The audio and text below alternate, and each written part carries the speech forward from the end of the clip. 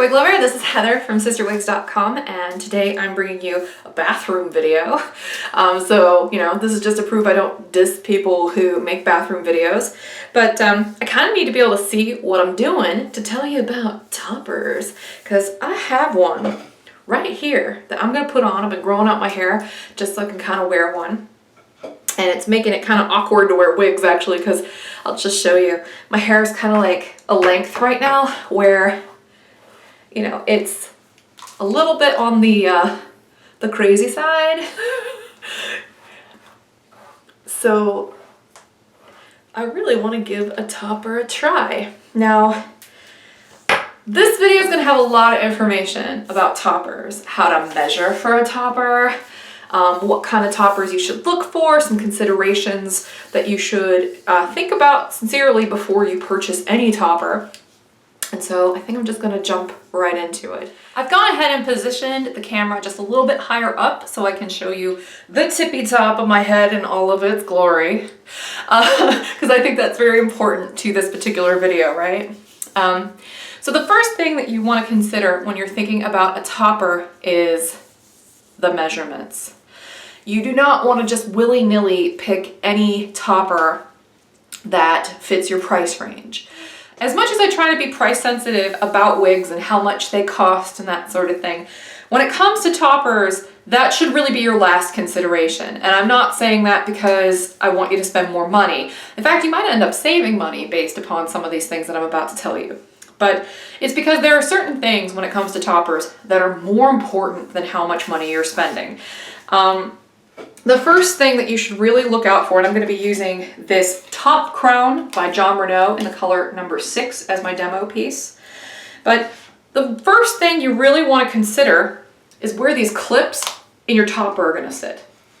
Because unless you shave your head all the way around where you want the topper to fit and you plan to use a bonding agent like a really nice glue or something like that to adhere this, most of you are actually going to be using clips.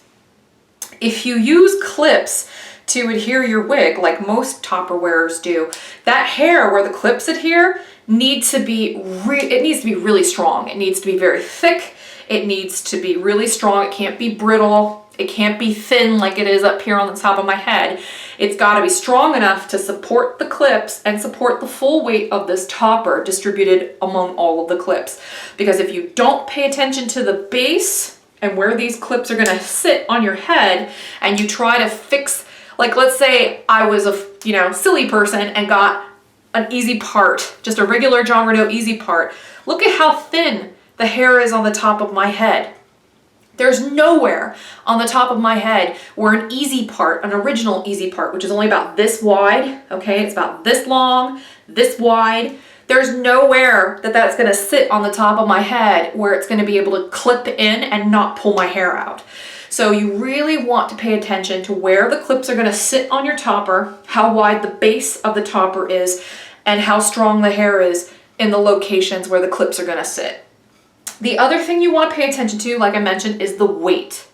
The weight is very, very important. Lighter is generally better because the lighter weight that the topper is, the less pulling and shifting you're going to get throughout the course of the day. Less stress on the hair where the clips are attached is better for your hair because you can actually develop bald spots in the places where the clips adhere if that hair is not strong enough. The other things to keep in mind when you're buying a topper is what is your natural hair consistency? Because, for instance, I have naturally curly hair. If you have naturally curly hair, most synthetic toppers, which tend to be the less expensive ones, are not heat stylable, and they're poker straight. This Top Crown is one of the very few exceptions. It's curled, and it is a regular synthetic. But most synthetic toppers are going to be poker straight, so they're not going to work for somebody like me unless I plan to straighten my hair every day to get that topper to integrate with my hair. And a problem with that is that while synthetic hair is not reactive to humidity in the environment, your bio hair, which is integrated at the bottom, will be. So if you have naturally curly hair, that means that this is going to curl up while the rest of your hair stays straight. So The texture of the hair is a good secondary concern next to the weight and the base measurements. So you're kind of stuck in a situation where you either have to get an HD or heat defined or heat friendly topper and curl it so it matches your curly hair, if you're in my situation. Or you'll have to get a human hair one where you can curl it yourself every day. But then again, you know, the advantage there is with the heat friendly, you set the curl and you don't have to worry about it. It won't respond to water, so you don't have to keep messing with it. Whereas a human hair product of any kind is going to need to be continuously styled and restyled because it reacts to humidity just like your hair does. Okay. So for my purposes, I wanted something short and I wanted something curly and I wanted something kind of dark. Now my bio hair is, you know, kind of close to a number 6, which is what this color is, except my bio hair has a little bit more gray in it. So this will be a nice way to kind of blend out some of that gray. I think the curl pattern and the length on this are going to work for me really well. But the most important reason why I chose this particular topper, the top crown, and everybody's going to be different. You know, it's actually trickier to get a good topper than it is to get a good wig because it's got to integrate with the rest of your hair. You know, it doesn't have to be a perfect match for your color. This isn't a perfect match for my color, but it'll work. But it has to be close, you know. But it, you know, you have more considerations in terms of fit to worry about with the topper than you do with the wig, which is something that a lot of people don't realize until they start shopping for these things and they end up returning a lot of them that don't work. That's why you should pay very close attention to your measurements, and that should really be the first thing that you do. So let me show you how to measure yourself for a topper. I know we're covering a lot of ground really quickly, but I didn't really want to get bogged down with the didetails. So as I said before, you could see my hair loss in all of its glory here. I'm not really ashamed of it because I didn't do this. I didn't make this happen, so no reason to feel ashamed, right? So what you want to do is you kind of want to play around with it. You want to part it, and you just kind of want to find where it's thick, if there's anywhere where it's thick. Now, most women with hair loss, especially with androgenic alopecia, which is the most common kind of alopecia in women, believe it or not, even though you know the name would probably imply otherwise. Usually that hair loss is around here, and it's the most profound in this area, and then it's really thick, or at least thicker in this area. I have more diffuse thinning than that, as you can probably tell. I actually am pretty thin all the way around, because even on the extreme side here, I mean, that's pretty thin. Like that's not super thick hair over here on the sides. Same over here, you know, even if I part it in a line, I mean, it's not gonna be super thick no matter where I part it on my head. So if you're in my boat, you have what's called female pattern baldness, okay, which is like a little side shoot of androgenic alopecia. So what this is, it's basically like most of my hair loss is the worst up here. It's definitely thinner on top than it is on the sides. But my hair loss is also diffuse, which means that while my hairline is intact, I'm still losing hair from the sides and from the back of my hair. So because of that, I have to be super careful. And if you're in my boat, you have to be super careful about where you apply your topper and what that weight is. As I mentioned earlier, that those are the two most important factors, because essentially what this means with this diffuse thinning all over is no matter where I apply my clips, it's still going to be a little too thin to really anchor that topper if the topper's too heavy. Which is why this top crown was such a good choice, because it's right around 1 ounce in weight, which is really nice and light. So what I'm gonna do now is kind of give you a hypothetical situation. Let's pretend that my hair was thick on the sides and thick in the back. Here's how you would measure your scalp for a topper. Get a tape measure, first step. You sort of want to play around with it, like I mentioned before, and try to figure out where it starts to get thicker. Okay, so let's just pretend, for the sake of argument, because I can't really pretend I have more hair than I do, but let's just pretend that there is a little bit more hair down here, and it starts to thin here, and the same is basically symmetrical over here on this side. Well, I would want to take my tape measure and start measuring it where it starts to thin over to where it starts to get thicker. Straight across, okay? From like the widest part of that thin spot. So in my case, hypothetically, it'd be about 7 inches, which is really wide. And I then have to add about 1 inch to that because of course you don't want to anchor it directly to where that thinness starts. You want to anchor it a little bit past that on each side, if that makes sense, because you want that hair to be thick where the clips are attaching.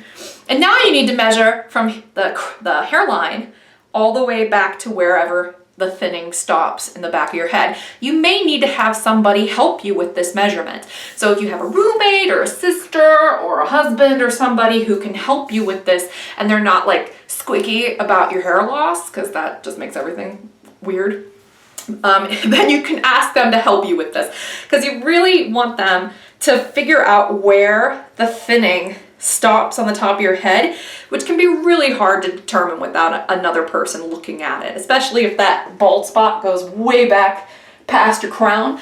It's hard for you to see that on your own, so you may want some help with that measurement. But hypothetically, you would basically just line this up with your front hairline, and then you'd have your friend basically just figure out where the thinning stops, more or less, and where it starts to get thicker. And you'd add 1 inch to that too. And then that is where you would want that measurement to be. So if you have profound thinning, like I do, I mean, it might not look that way because my hair is a little long, but I mean, look at that. So if you have profound thinning all over your head, then that base is going to need to be very wide. And this is a relatively wide base on this one. With me, because my hair loss is basically even Steven all the way around, I'm gonna just kind of comb my hair back on top, and I'm gonna brush through my hair real quickly. This is a loop-ended brush, so really nice and safe for your hair, won't pull it, which I appreciate because of the curls. This is what this top crown looks like right out of the box, and you may even want to cut the tags out of it when you start wearing it, because that way you don't have to worry about going bloop when people when you don't see when you're clipping it in the back. But for now, I'm just going to keep the tags on. You want to take a look at the texture real quick, see how super curly that is. I'm going to go ahead and just gently use this loop-ended brush to brush through it so it's a little bit of a closer match to the texture of my bio hair. Loosen it up, and you can always play with it a little bit more once you get it clipped on. I just always like to comb it out a little bit first. Now, for me, I actually want to integrate this with my front hairline. So I'm going to take part of my hairline and I'm gonna push it forward so that way it doesn't get clipped in. Now see how thin my hair is there? That's why the weight of this being as light as it is so incredibly important, because you don't want your hair to get pulled, especially when it's already so thin. All right, so I'm going to go ahead and release all of the clips all the way out throughout the topper. Okay, and the first clip that I'm going to clip is this one right to the front, and I'm basically going to clip it right here to my front hairline, even though part of my front hairline is sticking out. Okay, I'll show you how I'm going to do this in a moment. Now I'm going to go ahead and clip the side clips. I'm going to roll them in, clip them down. Gently roll these back ones in and clip them down. Okay, and now I'm just going to play with this for a moment. It is secure. Forgive me while I look in a mirror real quick. Gonna push some more of my hair out. Okay. And I always like to comb again or brush it when the topper is on my head, because that helps integrate the hair a little bit more.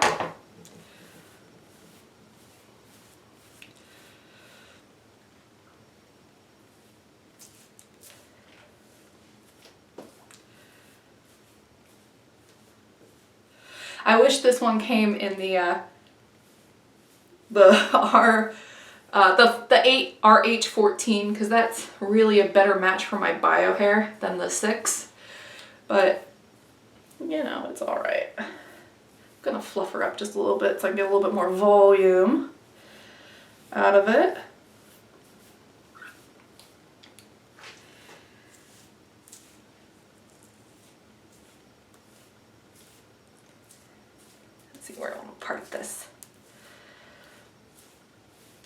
And I feel it pulling a little bit because that happens when you wear toppers, but it honestly is not uncomfortable, and that's because this one doesn't really weigh much.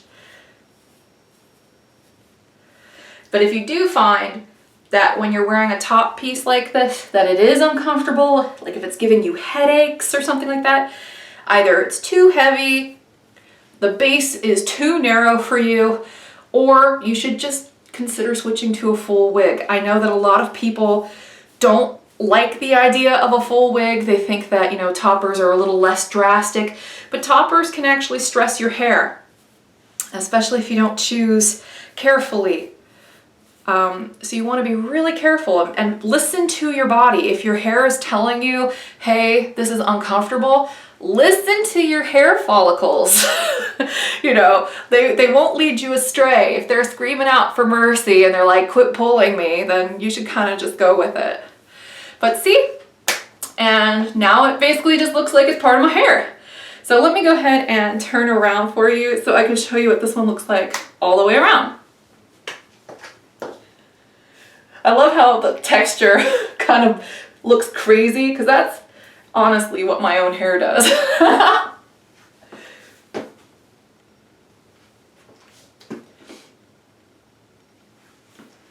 So yeah, I think this is very natural looking on. I think that it looks like my hair. And I think that unless you watched me make this video, you probably wouldn't know that I'm even wearing an integration piece. So toppers can be really helpful. But like I said, use lots of caution when you're picking your topper, and listen to your hair follicles, measure, and pay attention to the weight. There's one last thing I wanted to cover before I let you go. I know this video is super long, but there's a lot of ground to cover when we're talking about toppers.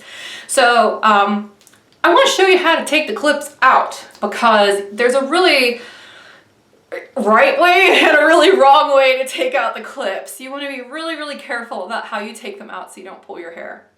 So the way I like to do it is I find the clip in the front, because that's usually the most sensitive one for me, and I release it, and I release the ones on the side, okay, and then I just kind of pull this up, I roll it basically, so that way it just releases, and I gently coax all the hair out from under that clip, the comb of the clip.